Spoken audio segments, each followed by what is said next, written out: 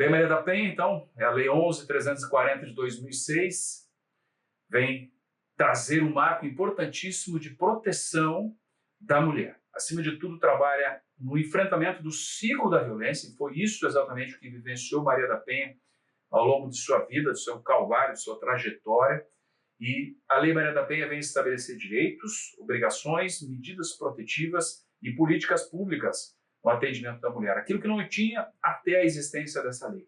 Importante lembrar que uma mulher até 2006, antes da vigência dessa lei, ela, quando narrava uma situação de violência dentro da sua casa, ela sentava numa audiência de conciliação com seu agressor e o conciliador, às vezes até o juiz, o promotor, porque era a lei vigente à época, perguntava a essa mulher se tinha acordo.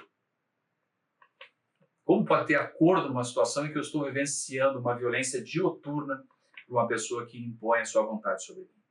A Lei Maria da Penha rompe com esse processo, né, conciliatório. Não existe mais conciliação na Lei Maria da Penha, porque, segundo a interpretação do nosso legislador atual, não se tolera qualquer tipo de violência contra a mulher. E toda violência contra a mulher tem que ser reprimida, a não ser nos casos em que a lei permita que a mulher se manifeste interesse ou não.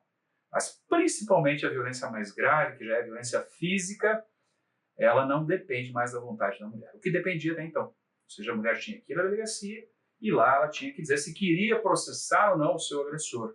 Hoje, essa vontade não está mais garantida à mulher, mas interessa à sociedade. Porque uma sociedade que ainda tolera a violência doméstica ou entende ela como conciliável, não pode ser considerada uma sociedade democrática e que respeita os direitos humanos da mulher. 7 de agosto de 2006, entra em vigor esta lei, conhecida popularmente como Lei Maria da Penha, torna-se, então, o principal instrumento legal para coibir, punir e prevenir a violência doméstica praticada contra mulheres no Brasil. Redefine, então, o interesse público na vida privada. Briga de marido e mulher, agora sim, nós metemos a colher.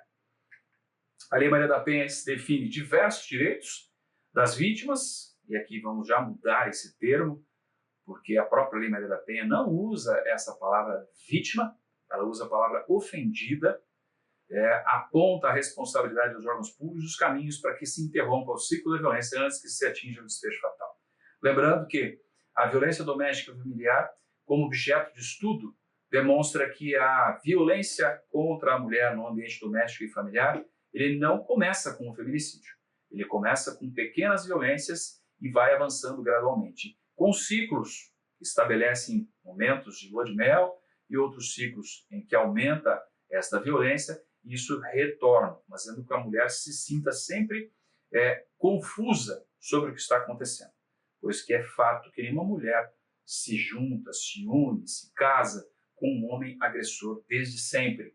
Em algum momento esse homem se apresentou respeitoso, em algum momento ele apresentou carinhoso, em algum momento ele construiu um projeto conjunto com essa mulher, porém em algum momento isso descamba para a violência e a mulher sempre fica alternando, pois que esse ciclo da violência mostra que ora ele está agressivo, ora ele está pedindo perdão, ora ele diz que vai mudar e ora a agressão volta e toda vez que volta, volta mais grave. E as pessoas que vão atuar neste campo de proteção, neste campo de atuação, precisam conhecer o ciclo da violência.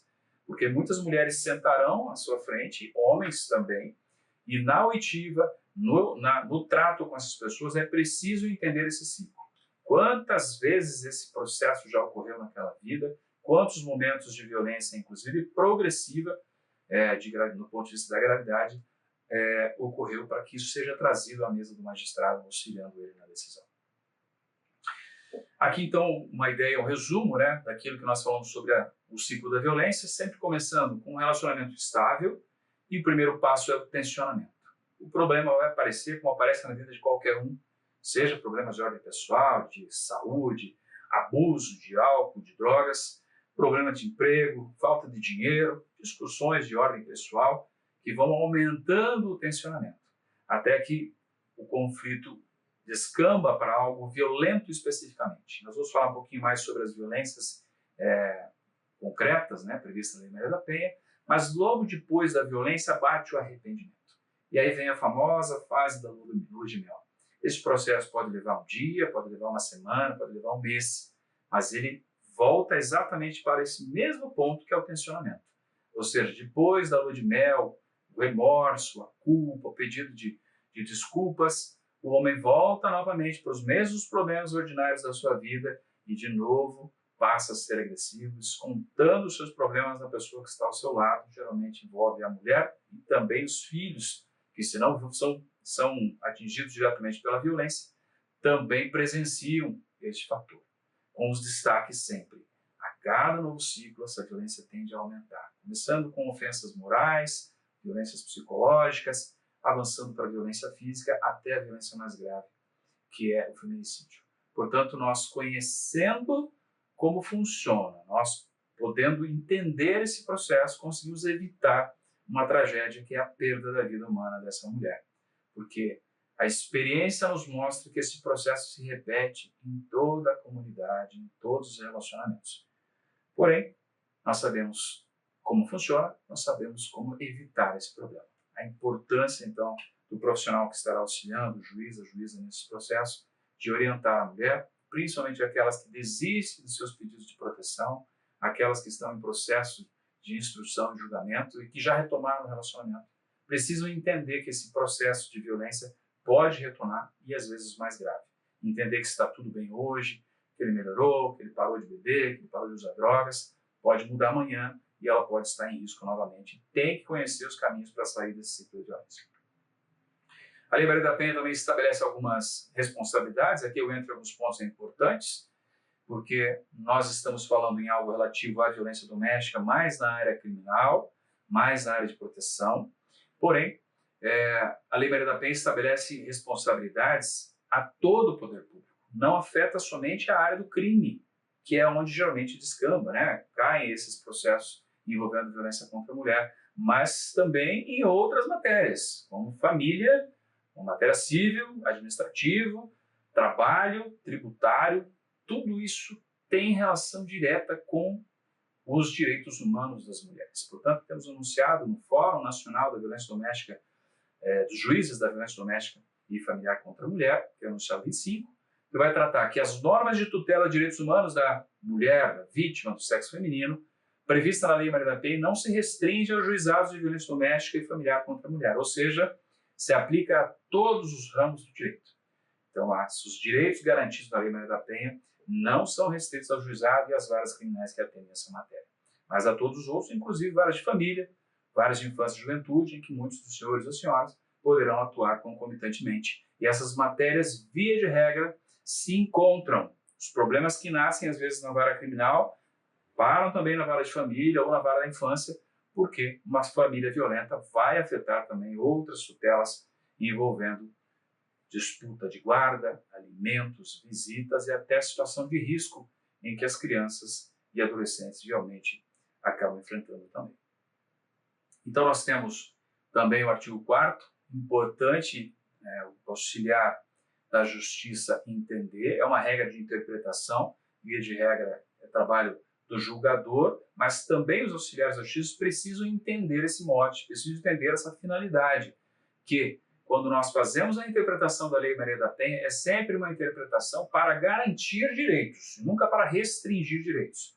Lembrando que essa mulher está em uma situação peculiar, uma situação de violência.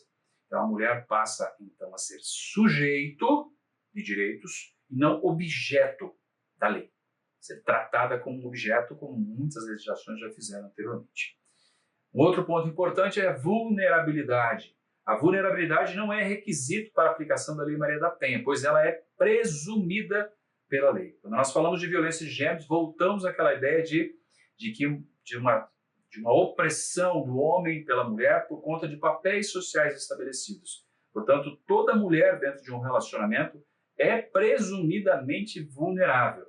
Então, lembra aqui do caso de Luana Piovani, que é uma atriz aí famosa, né, global, enfim, que passou por uma situação de violência doméstica e enfrentou esse problema, onde se dizia que a Lei Maria da Penha é para mulheres vulneráveis, ou seja, mulheres que têm uma capacidade econômica elevada, mulheres que têm uma grande formação acadêmica, não poderiam ser consideradas vulneráveis, o que, a meu ver, é um erro, e hoje isso está pacificado em todos os nossos tribunais, de que vulnerabilidade não é requisito para a aplicação da Lei Maria da Penha.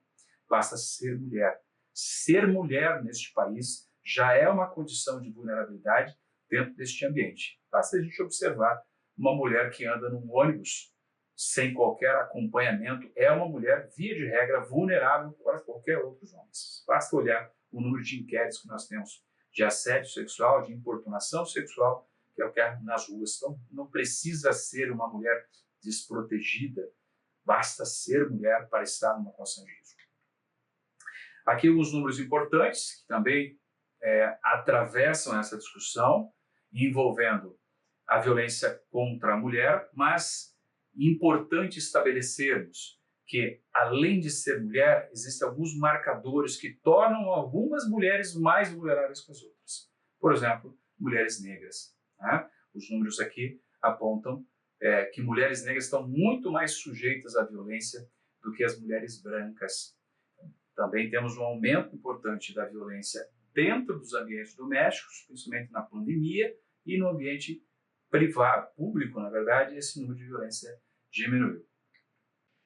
Aqui tem um dado importante que eu gosto sempre de compartilhar, que vai tratar dos feminicídios no nosso estado, né, Paraná, Curitiba, entre os anos 2015 e 2019. 2015 foi quando se criou a lei do feminicídio. Então, em vermelho nós temos Curitiba e o verde no Paraná. Então, o Paraná ficou ali no ano de 2019, Curitiba com 10 feminicídios e o Paraná com 74, um número expressivo de mulheres que nós perdemos por conta da ausência da proteção necessária. Compartilho também, então, esse slide que mostra um dado importantíssimo. As denúncias de feminicídios consumados no estado do Paraná mostram que 13% das vítimas que vieram a óbito em virtude do crime de feminicídio tinham medidas protetivas de urgência. Então, fazendo o contorno da percentagem, significa que 87% das mulheres não tinham proteção alguma. Não tinham, por várias razões. Ou porque desistiram, ou porque nunca buscaram o poder público. Mostrando que a medida protetiva é um instrumento importante na proteção da mulher. E quem vai trabalhar com violência doméstica precisa entender a importância deste instrumento de proteção. Apesar de para a mulher parecer somente um papel, ele deflagra todo um processo de proteção em que a rede toda de proteção atua nos interesses de garantir a vida dessa mulher. Portanto, conhecer o que é uma medida protetiva ajuda sim neste processo de garantir a integridade física e psicológica da mulher.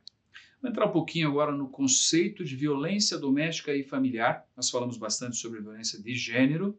Agora nós vamos falar sobre o conceito de violência doméstica e familiar.